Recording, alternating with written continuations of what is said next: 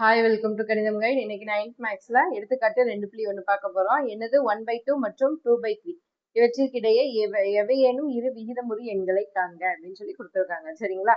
First என்ன செய்ய போறோம்னா இதை வந்து தசம வடிவத்துல மாத்த போறோம். 1/2 இதை தசம வடிவத்துல எப்படி மாத்துவோம்? ஓரன் 2 ரெண்டாவது வாய்ப்பாடுல இதை அடிக்க முடியுமா? முடியாது.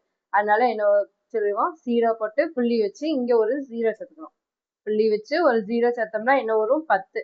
10 ரெண்டாவது வாய்ப்பாடுல வருமா? I 2 10 அப்படிதானே? அப்போ 0.5. சரிங்களா? இப்படிதான் இதை அடிக்கணும். அதே மாதிரி 2/3 2/3 மாத்துங்க. இப்போ இதையும் நல்லா கவனிங்க. இது வந்து ஹையர் கிளாஸ்ல இந்த மாதிரி நிறைய வரும். இந்த மாதிரி டிவிஷன் பண்றது. சரிங்களா? இதே மாதிரி வகுக்கிறது நிறைய வரும். அதனால நல்லா பார்த்து வச்சுக்கோங்க.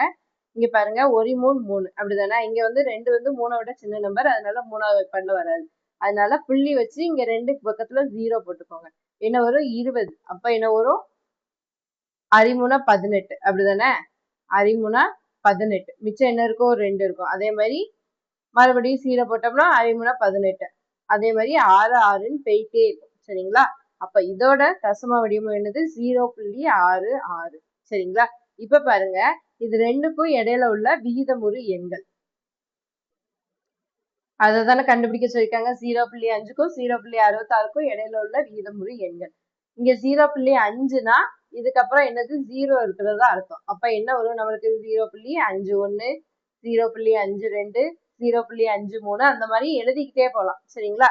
இதே மாதிரி 66 வரைக்கும் 0.66 வரைக்கும் நம்ம விகிதமுறு எண்கள் எத்தனை வேணாலும் எழுதலாம். நம்மளுக்கு 2 தான் கேட்டிருக்காங்க. அதனால ஏதாவது ஒரு 2 மட்டும் எழுதினா போதும். சரிங்களா? இந்த சமம் ரொம்ப ஈஸியான சமம்.